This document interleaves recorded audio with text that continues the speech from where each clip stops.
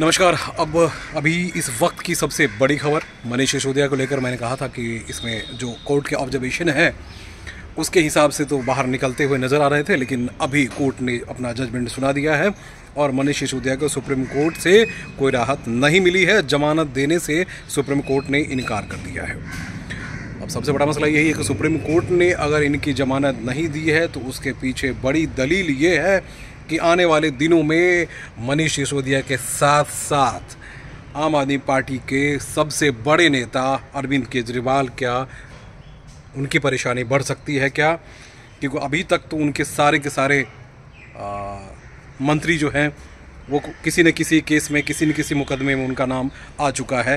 तो अब इस वक्त की जो सबसे बड़ी खबर है वो मनीष सिसोदिया को लेकर है, जिन्हें उम्मीद कर रहे थे कि शायद उनको यहाँ से राहत मिल जाएगी, लेकिन अगर सुप्रीम कोर्ट ने राहत नहीं दी है। सबसे बड़ी बात इसमें ये है, देखिए इसमें जो बड़ी दलील है और जो अभी तक जजमेंट जो मेरी समझ में आ रहा है कि जजमेंट कॉपी अभी निकल के आ ही रही है, जिसमें क्लियर किया गया है कि सुप्रीम कोर्ट में ईडी की जो दलील है उसमें कहा गया कि जो फाइल में जो साइन की गई है उसे मनीष सिसोदिया ने खुद ही की है। और पीएमएलए केस में एक बड़ा एग्जाम्पल के तौर पर ये सुप्रीम कोर्ट का आज का जजमेंट देखा जाएगा, क्योंकि कई सारे ऐसे केसेस अभी पड़े हुए हैं जिसमें कई बड़े नेता या कई बड़ी कंपनियां या तकरीबन सैकड़ों लोगों की जो पीएमएलए केस में जो फंसे हुए हैं उस पर आज सबकी निगाह इसी पे टिकी हुई थी। लेकिन फ़िलहाल सबों को झटका लगा है। सुप्रीम कोर्ट ने साफ साफ उनको फ़िलहाल राहत देने से इनकार कर दिया। दलीलें अभी आ ही रही है। दलीलों में ये है कि कोर्ट ने सरकार की इस दलील को माना है कि इसमें घोटाले हुए हैं। इसमें जो पॉलिसी बनाई गई, पॉलिसी बनाने से पहले इसके अलग अलग मापदंडों को सही तरीके से फॉलो नहीं किया गया। नतीजा ये रहा कि सरकार को इससे लॉस हुआ है। उसके बाद क्योंकि सरकार की सबसे जो ईडी की जो सबसे बड़ी दलील उसमें यही थी कि ईडी का कहना ये था कि इसमें यहाँ से मतलब जो दलाली के पैसे हैं वो अलग अलग जगहों पे भेजे गए हैं और पार्टी ने उसका इस्तेमाल आम आदमी पार्टी ने उसका इस्तेमाल किया है। इसलिए आम आदमी पार्टी के जो कन्वीनर हैं वो भी इसके शक के दायरे में आ सकते हैं। और सबसे बड़ी बात इसमें यह रही कि उसमें जो पैसे लिए गए जो अभी तक क्योंकि सुप्रीम कोर्ट के आज के दलील के बाद और सुप्रीम कोर्ट के आज के ऑब्जर्वेशन के बाद टिप्पणी के बाद एक बात तो साफ है कि सुप्रीम ईडी जो बातें कह रही है उसमें दम तो ज़रूर है, क्योंकि अगर दम नहीं होता तो सुप्रीम कोर्ट से मनीष सिसोदिया को राहत मिल जाती। लेकिन मनीष जी को ये राहत नहीं मिली है, आम आदमी पार्टी को राहत नहीं मिली है। तो आम आदमी पार्टी के लिए आने वाला दिन जो है बहुत बुरा हो सकता है। और सबसे बड़ी बात इसमें कि सुप्रीम कोर्ट ने जमानत खारिज कर दी और कोर्ट ने ट्रायल पूरा करने के लिए 6 से 8 महीने का वक्त दिया है। यानी ट्रायल कोर्ट फिर ये मामला जो है निचली अदालत में चला गया है और ट्रायल कोर्ट में ही सबसे पहले इस मसले को 6 से 8 महीने में कंप्लीट करने को कहा है कि 6 से 8 महीने में ट्रायल कोर्ट में, क्योंकि अब जान नहीं रहेंगे पिछले दिनों ट्रायल कोर्ट के दौरान जो है कुछ डॉक्यूमेंटेशन को लेकर जो टिप्पणियाँ आई थी उसको लेकर आम आदमी पार्टी जो है काफ़ी खुश हो गई थी। और आम आदमी पार्टी का कहना ये था कि ट्रायल कोर्ट में भी दलील पेश नहीं कर पा रही है ईडी, केंद्र सरकार सीधे इस मसले को लेकर सीधे आम आदमी पार्टी के जो सबसे बड़े कन्वीनर और दिल्ली के सीएम हैं वो कह रहे हैं कि केंद्र ही पूरे खेल खेल रही है और केंद्र ही इस मसले को आगे बढ़ाना चाह रही है। लेकिन सुप्रीम कोर्ट से जब राहत नहीं मिली है तो एक बात तो साफ है कि इसमें ये जाइए कि 6 से 8 महीने का वक्त अभी लगेगा।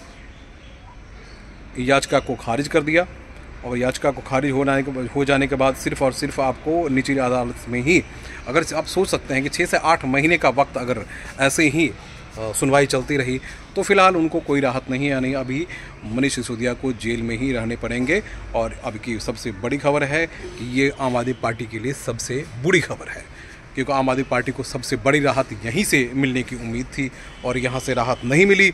वही मैं ऑब्जर्वेशन की बात कर रहा था कि आखिर ऑब्जर्वेशन में शुरू में आपको याद होगा कि जज साहब इस बात को बार बार दोहराते रहे कि आपके पास डॉक्यूमेंट्स जो है वो बेल के लिए काफ़ी है और निचली अदालत से ही इनको राहत मिल जानी चाहिए। लेकिन ऐसा अचानक क्या हुआ सुप्रीम कोर्ट में, ऐसा अचानक क्या हुआ? सुप्रीम कोर्ट के सामने कौन सा साक्ष्य जो है वो सामने रखा गया और उसके बाद दोनों जस्टिस ने एक साथ फैसला सुनाते हुए इसे रिजेक्ट कर दिया।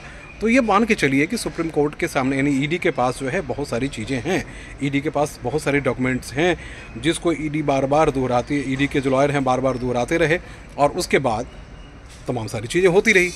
अब दिलचस्प बात इसमें यह है कि अभी जो जिन लोगों की अभी दर्जनों लोग ऐसे हैं जो इस केस में फंसे हुए हैं, अब वो भी ऊपर जाते हैं यानी सुप्रीम कोर्ट जाते हैं, वहाँ से उन्हें राहत मिलने की उम्मीद थी, तो फिलहाल उनको राहत कि वहाँ से भी आसार नहीं है।